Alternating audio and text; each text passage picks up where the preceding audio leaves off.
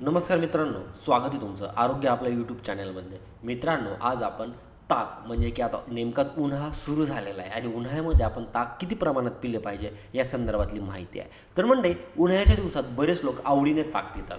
काही जण प्लेन ताक पितात, तर काही जण त्यात जिरं घालून किंवा मसाले घालून मसाले ताक पितात. दुपारच्या जेवणानंतर तर काही जण रात्रीच्या जेवणानंतर ताक पितात.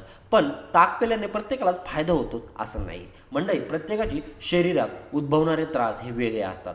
त्यामुळे सरसकट ताक न पिता ताक पिताना काही बदल करणे आवश्यक आहे. आयुर्वेदात प्रत्येक व्यक्तीच्या शरीराच्या प्रकृतीनुसार ताकाचं सेवन वेगवेगळं असतं. उदाहरणार्थ, ज्याचं शरीर वात प्रकृती आणि यासाठी ताक पिण्याआधी काही बदल करणे आवश्यक आहे.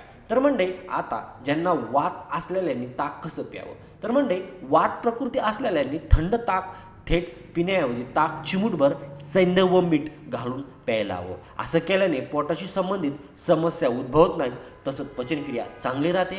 अनेकदा ताक प्यायल्यानंतर लोक लगेच शौचात जातात. सैंधव मीठ किंवा काळं मीठ घालून ताक प्यायल्याने ही समस्या कमी होते, तसंच पचना अगदी मजबूत राहतो. योग्य पद्धतीने प्यायल्यास वात पित्त आणि कफ हे त्रिदोष संतुलित ठेवण्यासाठी ताक लाभदायक ठरते. नंतर आहे मंडळी, पित्त प्रकृतीच्या असलेल्यांनी ताक कसं प्यावं, म्हणजे की ज्यांना पित्ताचा त्रास आहे त्यांनी ताक कशा पद्धतीने पिलं पाहिजे. तर मंडळी, पित्त म्हणजे की ज्यांना पित्त प्रकृती असल्याने एक चिमूटभर खडीसाखर मिसळून ताक प्यायला हवं.